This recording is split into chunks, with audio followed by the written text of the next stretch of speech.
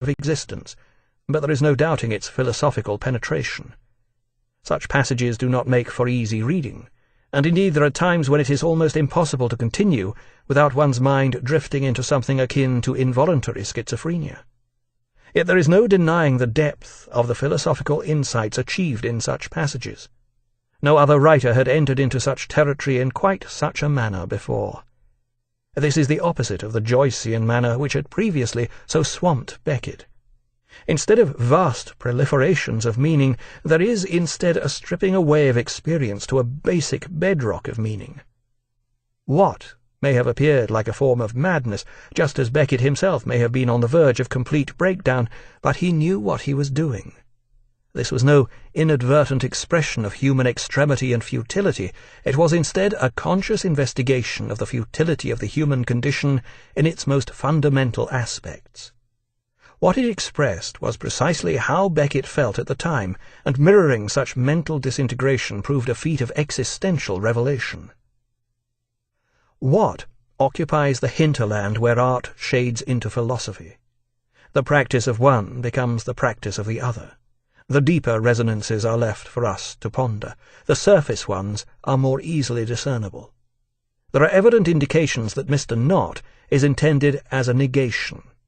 Not, unravelably knotted. A negative version of God. What undergoes his quotidian and endlessly repetitive fate, at first with extreme attention and later with some vexation.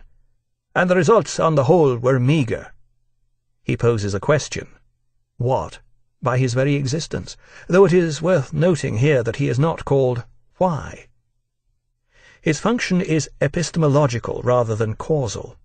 He examines and questions the world in which he finds himself, but despite the obvious symbolic references in these names, Beckett insists at the end, no symbols where none intended. We are given the pointers. The rest we are left free to ponder upon, work out for ourselves, or simply ignore, depending upon our temperament, much as in life. In this way, what may be viewed as anything from a trite comedy to an inscrutable farce, though the profundity of one's reaction should by no means be taken as a reflection of character. In August 1944, Roussillon was liberated by American troops, but it was a full 8 months before Beckett and Suzanne managed to get back to Paris. They discovered, much to their relief, that the flat in Rue des Favorites had not been ransacked in their absence, a fate that had befallen many other such abandoned properties. From here Beckett set out for Ireland. Passing through London, he called in at his publisher's to discover that Murphy had long since been forgotten, and the accumulated royalties he had been hoping to collect were non-existent. He handed over the manuscript of What. On his return to Dublin, Beckett found that his mother had aged considerably in the 6 years since he had last seen her. The tall, proud woman he had known and fought was now a bowed old lady who looked all of her 74 years. Beckett, for his part, looked emaciated, his face gaunt with suffering. His teeth were in a rotten state, and he was suffering once more from his perennial boils. Much of his time was spent visiting the dentist and consulting the family doctor. In the midst of this, a letter arrived from his publisher in which the editor gave his reaction to What, expressing his very mixed feelings about it and considerable bewilderment. To be quite frank, it is too wild and unintelligible for the most part to stand any chance of successful publication over here at the present time. True originality is seldom acceptable, but its rejection only added further to Beckett's gloom. Then a further blow struck. To his consternation, Beckett now found his way back to Paris blocked by post-war travel restrictions. After desperate inquiries, he managed to find a position as an interpreter for the Irish Red Cross, which was sending a mission to set up a hospital at Saint-Lô in Normandy. Beckett arrived to find that the town had been reduced to rubble during the D-Day landings a year previously, and nothing had changed since. As ever, Beckett responded to the real suffering he encountered here with genuine dedication. When his tour of duty was over, he returned to Paris. He was now coming up to 40 years old, with failure staring him in the face.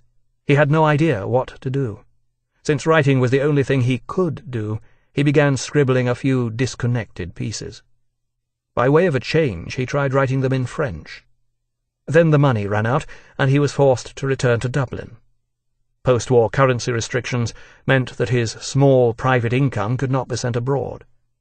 Once back in Dublin, to the consternation of his mother and brother, he began drinking heavily again, wandering the night streets in a state of profound despair.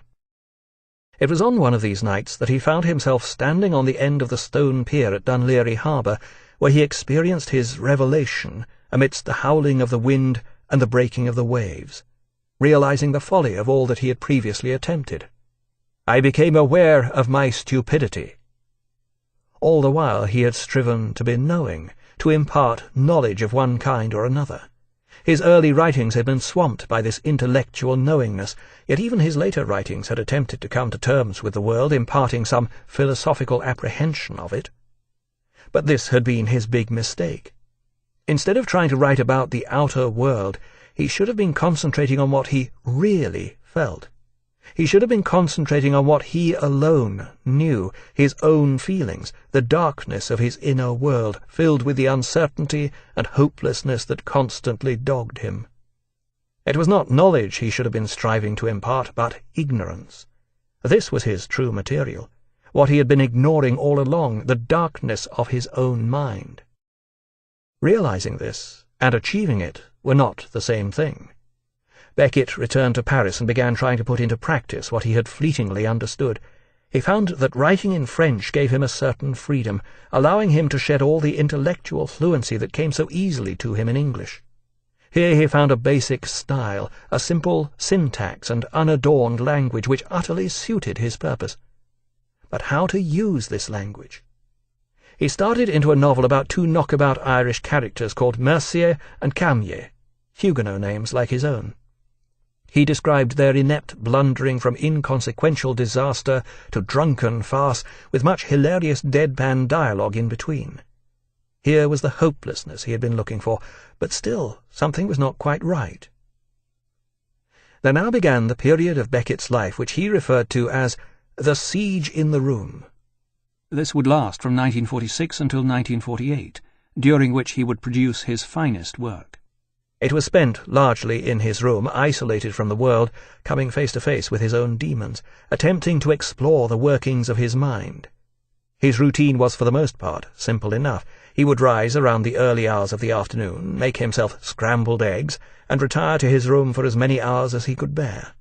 He would then leave for his late-night perambulation of the bars of Montparnasse, drinking copious amounts of cheap red wine, returning before dawn and a long attempt to sleep. His entire life revolved around his almost psychotic obsession to write. The writing itself was psychologically painful in the extreme, and to begin with did not go according to plan. In despair he attempted to write a long, complex, 3-act play called Eleutheria, the Greek for freedom. The play recounted the attempts of a young man called Victor Crabbe to break free from his middle-class family. The hero's name was indicative of Beckett's self-esteem during this period. The action of the play took place on a stage divided into a bourgeois living room and Victor's bare room, and involved a variety of characters with names such as Skunk, Puke, and Mec. Mec is French for pimp. But this proved no good, and he set it aside.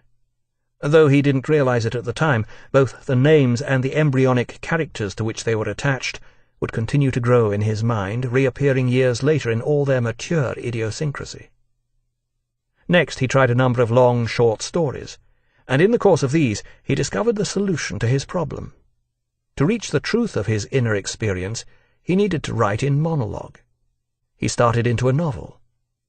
"I am in my mother's room. It's I who live there now. I don't know how I got there. Perhaps in an ambulance, certainly a vehicle of some kind. I was helped. I'd never have got there alone. There's this man who comes every week. Perhaps I got here thanks to him. He says not." Beckett had found his tone of voice and his situation, a bereft character in isolation, left to the ramblings of his mind. Here was the human condition at its most fundamental. Beckett had in fact already come very close to this in What, where he had been aware philosophically of what he was trying to achieve, but had allowed the literary element to elude his grasp. The voice had not been there. But now that he had it, he refused to let go of it. Here was the freedom to wander and explore the oddities and absurdities of the human mind, the ebb and flow of thought.